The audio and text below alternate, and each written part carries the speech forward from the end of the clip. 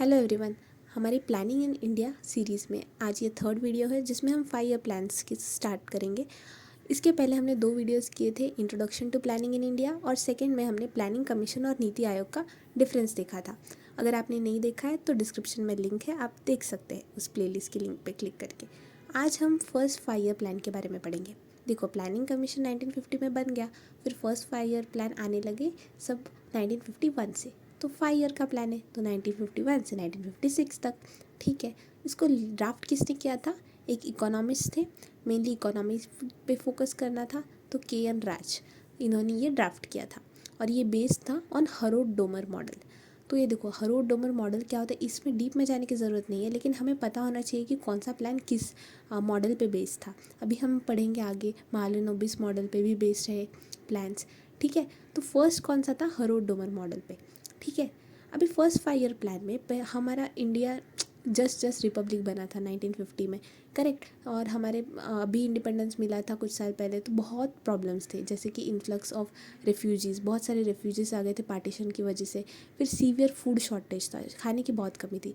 दो इंडिया एक agrarian country था, most of the people were engage in agriculture, but still क्या हुआ था कि एग्रीकल्चर पहले क्या था, ब्रिटिश ने क्या उनको जो यूज़फुल क्रॉप्स थे वही एग्रीकल्चर में वही लोगों को लगाने के लिए कहा था। और जो हमारे यहाँ फूड प्रोडक्शन हो रहा था, इतना एडवांस टेक्नोलॉजी में नहीं था, इतना ज़्यादा क्वांटिटी में नहीं था कि हमारे पूरे मतलब जो हमारा पूरा देश है उसके सप्लाई पूरा हो सके, उन सबको पूरा मिल सके, सबको खाना मिल सके। तो इतना प्रोडक्शन नहीं था हमारा, तो कंजप्शन ज़्यादा था प्रोडक्शन से, तो इसलिए फूड शॉर्टेज बहुत हुआ। फिर माउंटिंग इन्फ्लेशन, इसलिए महंगाई भी काफ़ी बढ़ गई थी। ठीक है, तो ये सारे प्रॉब्लम्स थे, तो इन सबको सोल्यूशन निकालना था। तो फोकस हमारा इस फर्स्ट 5 ईयर प्लान का किसका था? एग्रीकल्चर को इम्प्रूव करने पे फर्स्ट फोकस था, फर्स्ट प्रायोरिटी, क्योंकि मोस्ट ऑफ द लोग एग्रीकल्चर में थे। सेकेंड, महंगाई बढ़ रही है, लोग कुछ अफोर्ड नहीं कर पाएंगे, और हमारा इकोनॉमी इतना अच्छा नहीं था, लोग भी इतने रिच नहीं थे, मोस्ट ऑफ द लोग पॉवर्टी में आते थे, तो प्राइस स्टेबिलिटी करना काफ़ी ज़रूरी था। तो ये सेकंड फोकस था।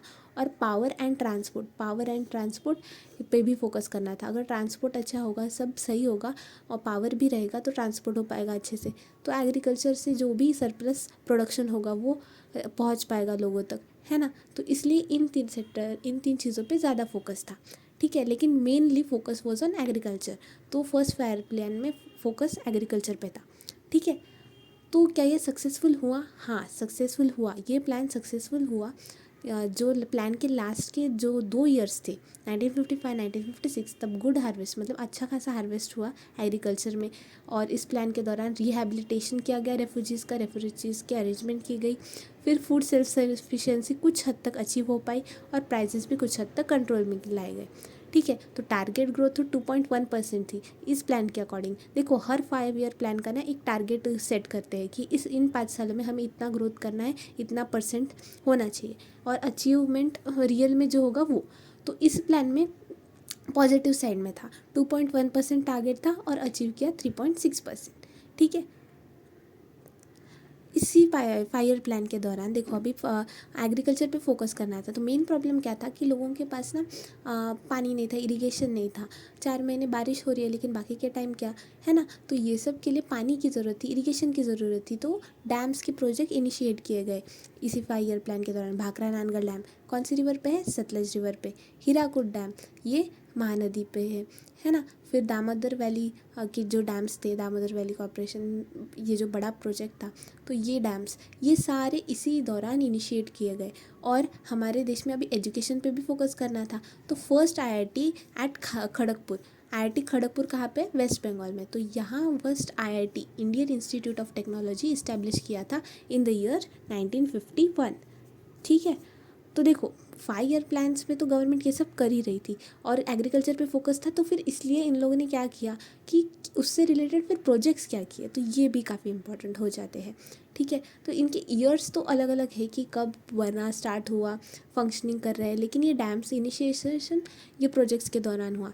फिर इस्टेब्लिशमेंट फर्स्ट आईआईटी का तो 1951 में हुआ, और फिर with in a decade 4-5 IITs बन गए। तो कहा जाता है कि फर्स्ट 5 ईयर प्लान के बाद 5 आईआईटीज़ बन गए थे। लेकिन अगर हम ईयर वाइज देखें तो as per record first IIT Kharagpur 1951 में बना था, बाकी के अलग अलग ईयर्स है। So that's different point. Then हमें याद रखना है क्या, और एक चीज़ 1956 एंड, अभी एजुकेशन की फील्ड में इंडियन इंस्टीट्यूट तो बना दिया, तो हायर एजुकेशन के लिए कुछ इंस्टीट्यूट बनाना ज़रूर सिर्फ काफ़ी नहीं होगा ना। तो यूनिवर्सिटी ग्रांट्स कमीशन, एक डॉक्टर सर्वपल्ली राधाकृष्णन हमारे जो वाइस प्रेसिडेंट थे, तो वो मतलब एक टाइम पे हमारे वाइस प्रेसिडेंट हुआ करते थे, जिनके बर्थडे पे हम टीचर्स डे मनाते हैं, वो डॉक्टर सर्वपल्ली राधाकृष्णन की चेयरमैन में शिप में एक कमेटी बनाई गई थी, एक कमीशन बनाया गया था, यूनिवर्सिटी एजुकेशन कमीशन। तो इसने रिकमेंड किया कि यूनिवर्सिटी ग्रांट्स कमीशन नाम की बॉडी बनानी चाहिए। तो यूनिवर्सिटी ग्रांट्स कमीशन बनाया गया और 1953 में बनाया गया, लेकिन 1956 में एक्ट लाया गया, यूजीसी एक्ट। तो इससे ये बॉडी स्टैट्यूटरी बन गई। ठीक है, स्टैट्यूटरी बॉडी मतलब जिसके लिए एक्ट होता है, तो ये स्टैट्यूटरी बन गई। तो ये बॉडी भी इंपॉर्टेंट थी एजुकेशनल इंस्टीट्यूशंस को रेगुलेट करने के लिए, इस्टेब्लिश अलग अलग यूनिवर्सिटीज़ को ये करने के लिए, तो ये बनाया गया। ठीक है, अभी ये एजुकेशन में हुआ। हम ना अभी क्या करेंगे पता है, फर्स्ट 5 ईयर प्लान में हमने तो देख लिया कि हाँ क्या क्या हुआ क्या क्या नहीं हुआ, लेकिन इन 5 सालों में कुछ इंपॉर्टेंट इवेंट्स भी हुए होंगे, तो हम वो भी पढ़ते हैं। ठीक है, इससे हमारे ईयर वाइज अलग अलग टॉपिक्स भी हो जाएंगे। ठीक है, तो 1951 में क्या क्या हुआ ये देखते हैं। फर्स्ट 1951 बहुत इंपॉर्टेंट, 1951-52 में इंडिया के फर्स्ट जनरल इलेक्शंस हुए। हमारी डेमोक्रेसी का मेन आधार स्तंभ क्या होता है, इलेक्शंस, पीपल्स रिप्रेजेंटेटिव, है ना। तो फिर क्या, तो 1951 में पहला इलेक्शन हुआ, जनरल इलेक्शन 1951-52 में। ठीक है, फिर लोकसभा पावर में आ गई, तो 1952 मतलब sorry Indian national Congress power में आ गई, तो फर्स्ट लोकसभा स्टार्ट हुई 1952 से 57 तक, पूरा 5 साल चला। ठीक है, और एक इम्पॉर्टेंट चीज़ 1951 में हमने एक बहुत मतलब ये काफ़ी कमेंडेबल चीज़ है कि हमने फर्स्ट एशियन गेम्स होस्ट किए थे इन न्यू दिल्ली। हमारे पास भी ज़्यादा कुछ नहीं था, स्टिल एशियन गेम्स जो होते हैं, एशियन गेम्स, इनका फर्स्ट एडिशन कहाँ हुआ है, इंडिया में हुआ है। फर्स्ट टाइम इंडिया में भी हुआ, और फर्स्ट जो इनका एडिशन था एशियन गेम्स का वो भी इंडिया में ही हुआ है, वही था वो फर्स्ट टाइम। तो न्यू दिल्ली में होस्ट किया गया था first Asian games, first edition of Asian games. ठीक है, फिर 1951 की एक और इम्पॉर्टेंट चीज़, फर्स्ट कॉन्स्टिट्यूशनल अमेंडमेंट एक्ट बनाया गया 1951 में। ठीक है, अभी कॉन्स्टिट्यूशन हमारा कैसा है, लिविंग डॉक्यूमेंट है, इसको टाइम टू टाइम अपडेट कर सकते हैं, है ना। तो इसको अमेंड किया गया 1951 में, और क्या डाला गया, 9th शेड्यूल इसी एक्ट से, सॉरी इसी कॉन्स्टिट्यूशनल अमेंडमेंट एक्ट से इंसर्ट किया गया था। ठीक है, देन 1952 में क्या हुआ, लोकसभा स्टार्ट हुई। ठीक है, हाँ, इंडिया पहला देश बना पूरे दुनिया में जो फैमिली प्लानिंग पे फोकस करा था। हमारा पॉपुलेशन काफ़ी ज़्यादा था, देखा ना हमने, सीवर फूड शॉर्टेज हो रहा है ना, मतलब लोग ज़्यादा है खाने वाले, तो national programme for family planning ऐसा प्रोग्राम लॉन्च किया गया था 1952 में। तो फर्स्ट बना था इंडिया वर्ल्ड में ऐसा कुछ करने वाला फैमिली प्लानिंग के लिए प्रोग्राम, तो 1952 में वो लॉन्च हुआ था। फिर कम्युनिटी डेवलपमेंट प्रोग्राम भी लॉन्च हुआ था, ये काफ़ी इंपॉर्टेंट है, कम्युनिटी डेवलपमेंट प्रोग्राम 1952 में लॉन्च हुआ।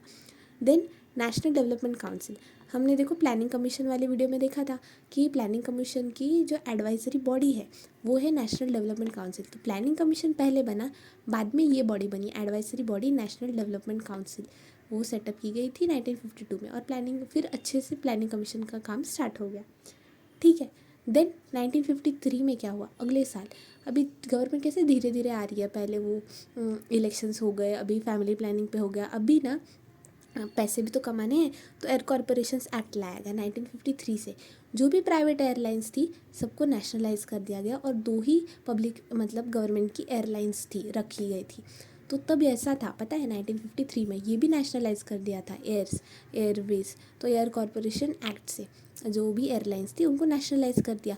बाद में जब हमारी इकोनॉमी लिबरलाइज की गई 1991 के दौरान, बाद में जो एलपीजी के रिफॉर्म्स लाए गए, फिर उसके कुछ टाइम बाद 1994 में हम लोग ने ये ओपन कर दिया सेक्टर, प्राइवेट सेक्टर के लिए ये सेक्टर ओपन कर दिया, पब्लिक सिर्फ गवर्नमेंट का नहीं रहा फिर। ठीक है, फिर ये एक्ट रिपील कर दिया 1994 में। फिर 1954, ये काफ़ी इंपॉर्टेंट साल हो जाता है 1954 में। अभी देखो हमारे पास ये सब हो गया, तो हमने क्या किया, फिर नेबर्स से अच्छे रिश्ते बनाने की कोशिश की, तो इंडो चाइनीज़ पंचशील ट्रीटी हुई थी। ठीक है, तो इसमें म्यूचुअल रिस्पेक्ट वगैरह से 5 चीज़ें थी, और तब बड़ा चलता था इंडिया चाइना भाई भाई ऐसा, मतलब हम अच्छे नेबर्स थे। तब ऐसे कुछ हमारा वॉर नहीं हुआ था, वॉर तो 1962 में जाके हुआ ना, तो 1954 में काफ़ी अच्छा था, इंडो चाइनीज़ पंचशील ट्रीटी भी साइन हुई थी, हमें लगता था चाइना हमारा फ्रेंड है, और ऐसा सब चलता था। तो 1954 में ये इंपॉर्टेंट ट्रीटी तो ये इंटरनेशनल रिलेशंस में काफ़ी इम्पॉर्टेंट पॉइंट है।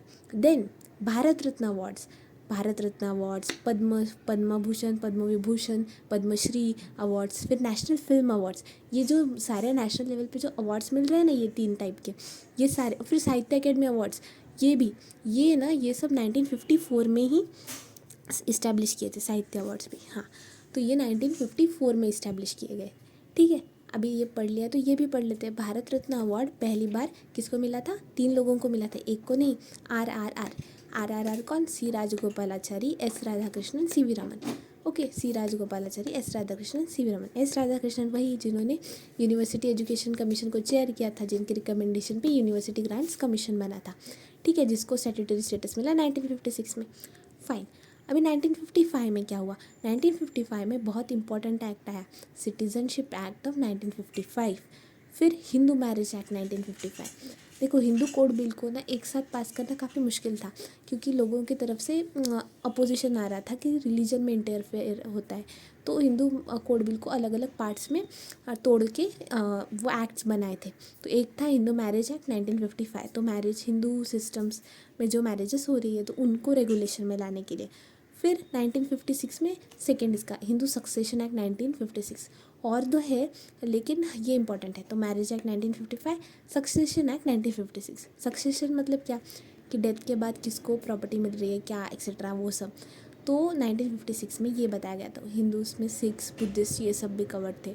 ठीक है, और 2005 में इसमें अमेंडमेंट ला के बोला कि हाँ भाई, बेटियों को भी मिलेगा, पहले नहीं था। तो ये 1956 में आया। 1955 में और एक इम्पॉर्टेंट चीज़ हुई, स्टेट बैंक ऑफ इंडिया को नेशनलाइज कर दिया गया। देखो, बाकी 14 बैंक्स का नेशनलाइजेशन 1969 में हुआ है, लेकिन स्टेट बैंक जो थी सबसे पहले इसका नेशनलाइजेशन हुआ है, और वो हुआ है 1955 में, जब हमारा सिटीजनशिप एक्ट आया, हिंदू मैरिज एक्ट आया, तभी SBI एक्ट आया था। फाइन। अभी 1956 की बात करें, काफ़ी important year, Hindu succession act आया, फिर स्टेट्स रीऑर्गेनाइजेशन एक्ट आया 1956 का। अभी इससे अलग अलग जो हमारे पहले कैसे थे, प्रोविंसेस थे बड़े बड़े, हाँ, बॉम्बे था, फिर मद्रास प्रोविंस, ये सारे मतलब सेंट्रल प्रोविंसेस थे, बॉम्बे था, ये सब थे ना। बाद में इनको तोड़ तोड़ के अलग अलग बनाए गए, क्या, स्टेट्स बनाए गए। ठीक है, तो 1956 के एक्ट से बनाए गए। अभी बहुत सारे स्टेट्स हो गए, तो लेकिन लोग तो कम थे ना, तो 7th कॉन्स्टिट्यूशनल अमेंडमेंट एक्ट लाया गया 1956 से। और ये क्या बोला पता है? ये इसने कहा कि एक बंदा अगर गवर्नर है एक स्टेट का, तो वो और एक स्टेट का भी हो सकता है। मतलब एक ही पर्सन गवर्नर हो सकता है एक या दो या 3 स्टेट्स का, पता है? मतलब एक से ज़्यादा स्टेट्स का एक ही गवर्नर हो सकता है, ऐसा। ठीक है, और फिर देखो, खुद सोचो ना, स्टेट्स तो अलग अलग हो गए, लेकिन लोग तो कम ही थे, तो इसलिए ऐसा याद रखना कि एक गवर्नर को 2-3 स्टेट्स अलाउड कर दिए, ऐसा, एक से ज़्यादा। फिर हाई कोर्ट का जुरिस्डिक्शन एक स्टेट से ज़्यादा हो सकता है। ठीक है, तो एक स्टेट से और ज़्यादा, मतलब अभी देखो, पंजाब, हरियाणा, चंडीगढ़ सब एक ही इसमें आ जाते हैं ना, वैसे। तो ऐसा सब। तो 7th कॉन्स्टिट्यूशनल अमेंडमेंट एक्ट बोला कि सिर्फ एक हाई कोर्ट से एक स्टेट नहीं, और भी उसमें जुरिस्डिक्शन में आ सकते हैं। तो इनका जुरिस्डिक्शन बढ़ाया, गवर्नर का मतलब उसका भी जुरिस्डिक्शन बना दिया गवर्नर का, कि 2-3 स्टेट्स के एक गवर्नर हो सकता है। ठीक है, फिर ये था स्टेट्स रीऑर्गेनाइजेशन एक्ट और 7th CA 1956। 7th CA से पार्ट 7 भी डिलीट हुआ था।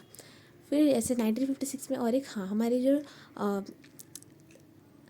Architect of the Indian constitution है डॉक्टर BR अम्बेडकर, उनकी डेथ हुई थी।